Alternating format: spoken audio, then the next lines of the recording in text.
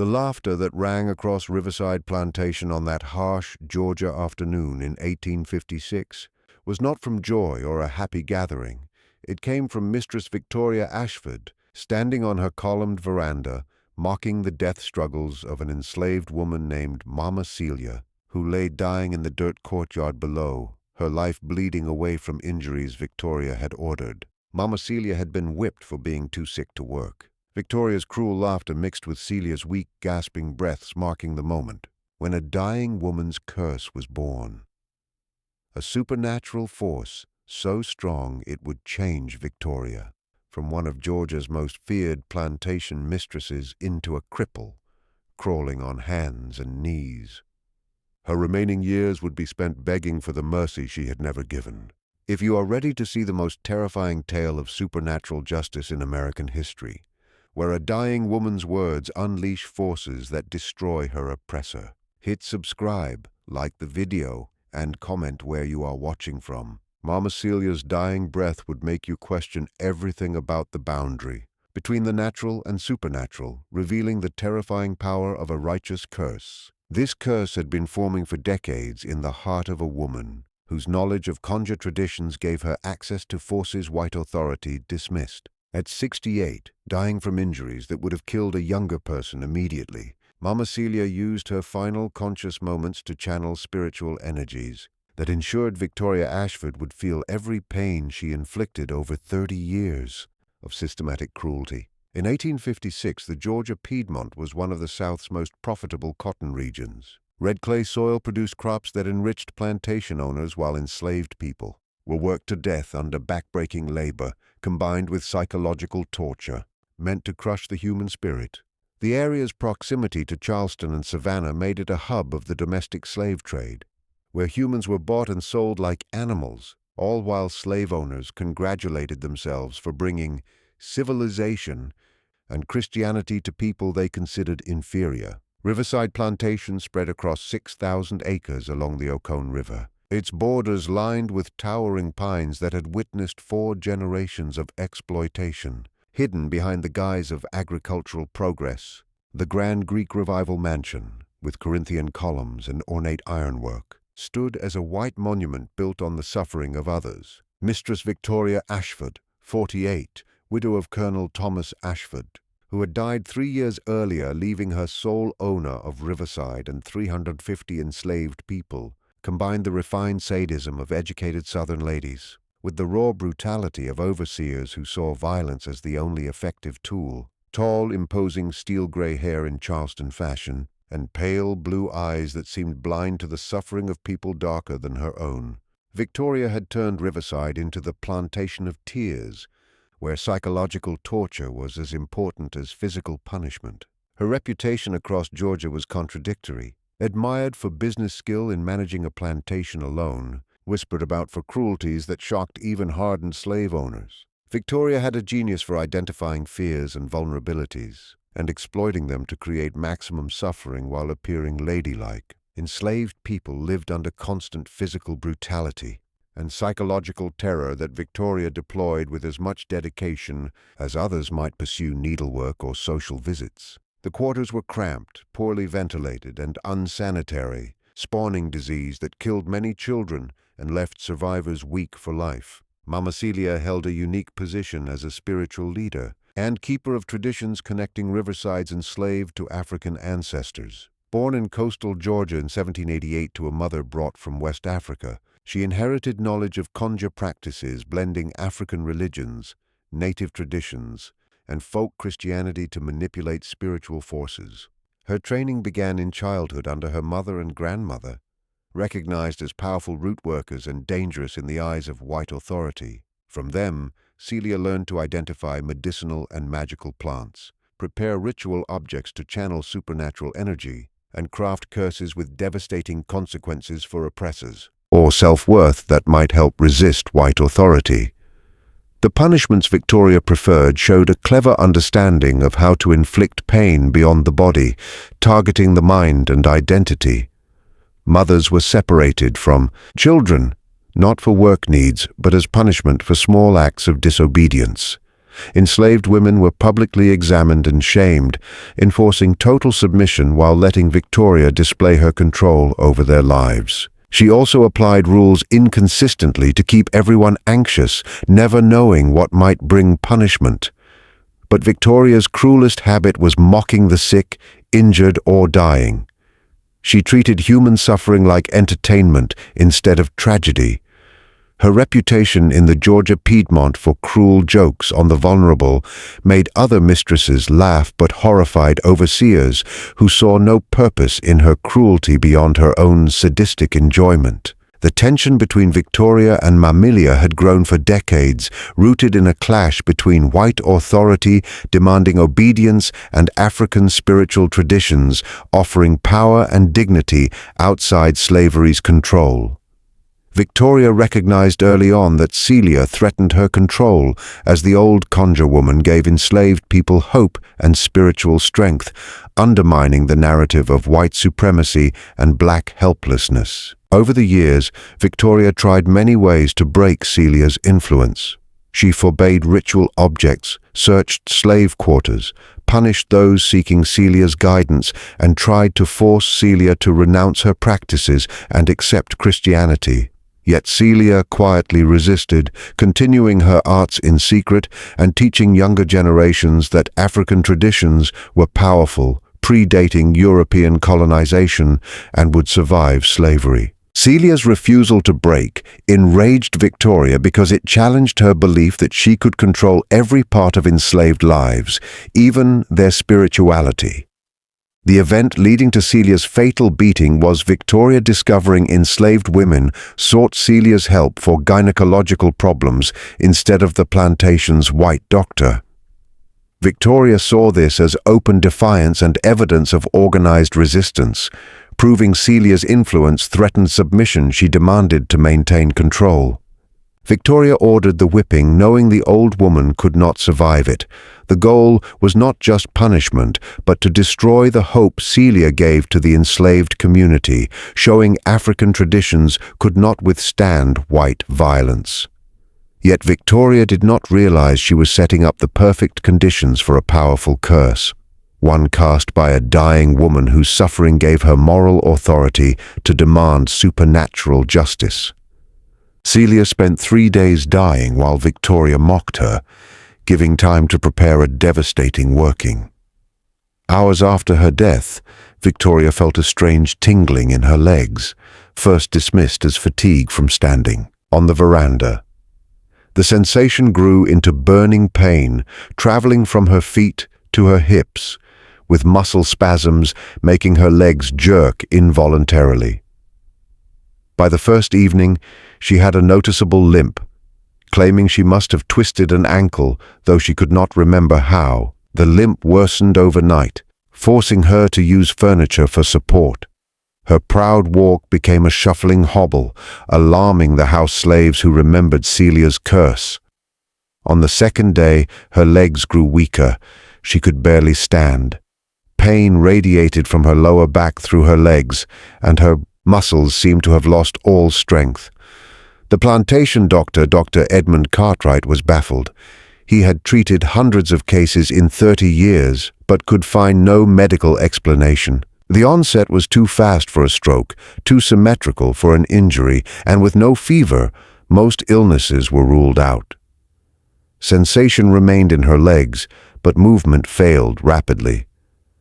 "I've never seen anything like this," Dr. Cartwright told Victoria's family. "It looks like a paralysis affecting motor nerves but leaving sensation intact. Conditions like this are extremely rare and develop slowly, not suddenly."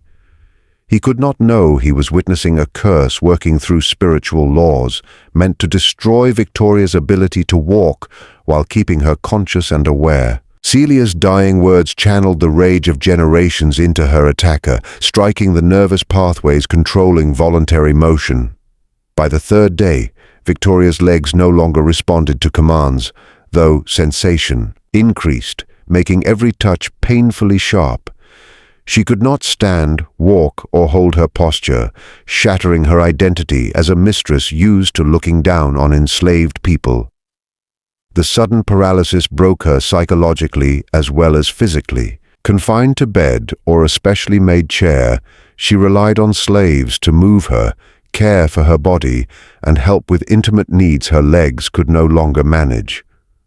The curse mirrored the suffering Victoria had inflicted on others. She began having vivid nightmares, seeing through the eyes of her victims. She felt the whippings she had ordered, the terror of children separated from mothers, and the humiliation of bodies judged as property, not people. The dreams were so real she woke screaming, drenched in sweat, believing she had endured the torments herself. Her enslaved caretakers rushed to her bedside, finding her babbling about spirits, ancestors, and the dying woman who cursed her from the courtyard. If this story of supernatural justice fascinates you, and you want to know how Victoria's torment unfolds as Celia's curse destroys her, make sure to like this story to support these extraordinary accounts of spiritual resistance. Subscribe and ring the bell to never miss tales of the oppressed, using forces their oppressors dismissed as superstition, but which proved real. Comment where you're watching from, and if you believe in. Mistress Victoria Ashford had become a creature who literally crawled on hands and knees, begging for mercy from the very people she had spent 30 years tormenting without pity. The weeks after Mama Celia's death showed a deterioration in Victoria that no medical knowledge of the 1850s could explain. The curse, which began as paralysis in her legs, worsened into something far more devastating. It forced the proud plantation mistress to crawl through the same courtyard dirt where Celia had lain dying, her suffering mocked by Victoria.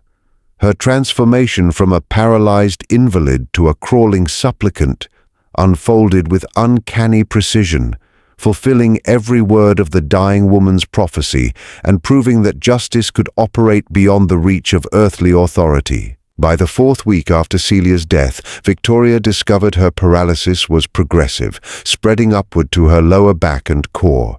She could no longer sit upright even with support. The specially designed chair that had given her some dignity became useless. She had to spend her days lying flat or propped at awkward angles, highlighting her helplessness. Dr. Cartwright, observing her with alarm, documented symptoms that contradicted every principle of neurology known in 1856, curses.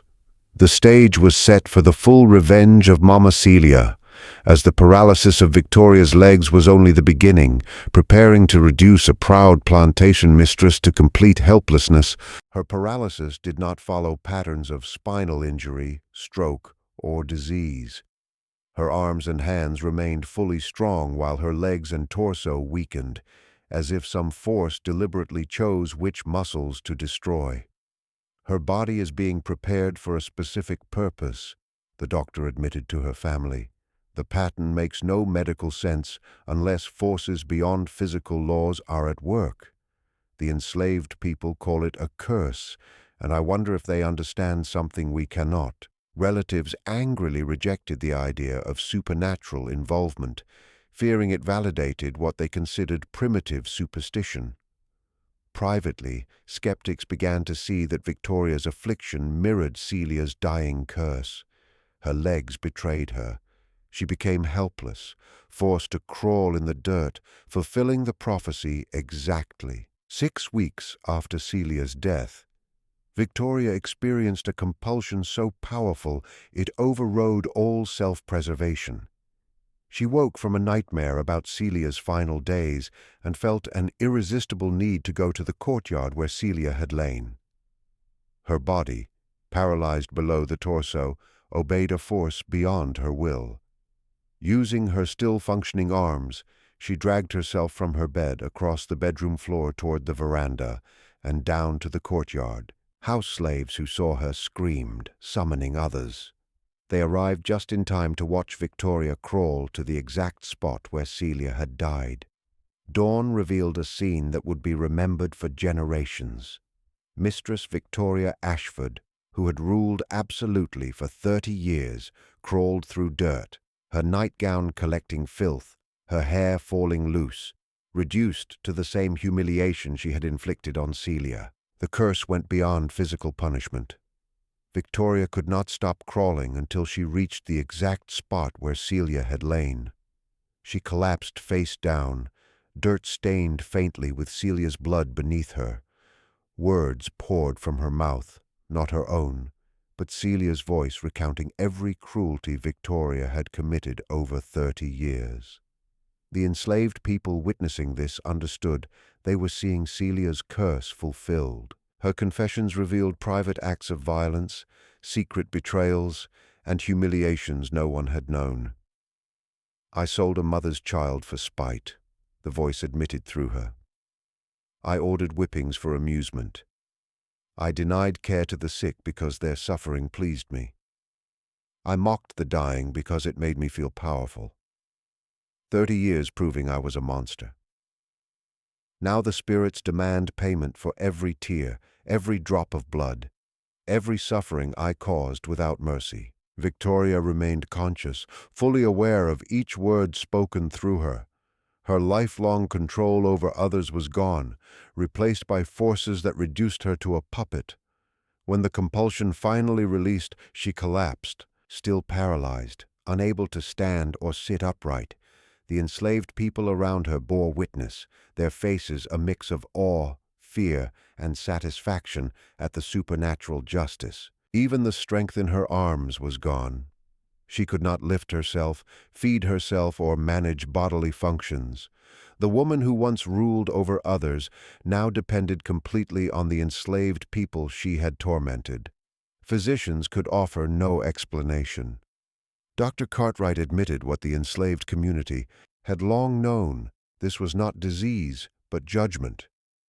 The symptoms, timing, and purpose cannot be explained by natural causes. The slaves say it is a curse, and I can no longer dismiss it as superstition. Victoria's condition spread beyond personal punishment. News of her crawling and confession reached other plantations, challenging assumptions about white supremacy. Plantation owners began fearing that conjure practices held real power. Meanwhile, Riverside's enslaved community felt a collective transformation. The fear that had kept them submissive began to crack, replaced by confidence and subtle acts of defiance. Victoria's curse ensured that she lived a prolonged existence, fully aware of her helplessness and dependence, experiencing firsthand the degradation she had inflicted. The woman who mocked a dying slave now lay paralyzed in the same dirt, begging for mercy. The ancestors' judgment was visible in every aspect of her condition, proving that some curses transcended death and superstition alike. 6 months after Victoria's paralysis became complete, Cartwright wrote in his journal. He admitted that her case made him question medical assumptions. The timing and progression of her condition, and how perfectly it matched the supposed curse, suggested an intelligence beyond normal biology.